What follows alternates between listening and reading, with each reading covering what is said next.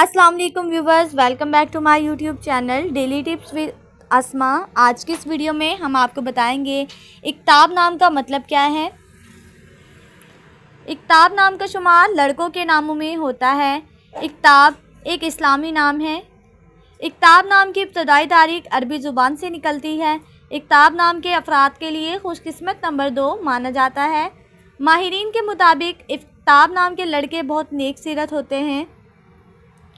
इक्ताब नाम का मतलब है सरबराह, सदर। इक्ताब नाम के लड़कों के लिए खुशकिस्मत दिनों में जुम्मा और सोमवार का दिन शामिल है।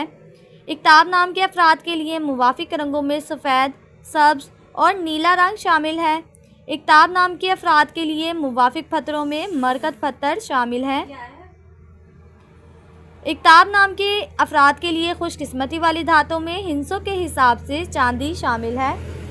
फ्रेंड्स, अगर आप अपने नाम का मतलब जानना चाहते हैं तो कमेंट बॉक्स में अपना नाम लिखें। इंशाल्लाह हम आपके नाम की वीडियो ज़रूर बनाएंगे। Thanks for watching. अल्लाह हाफिज़।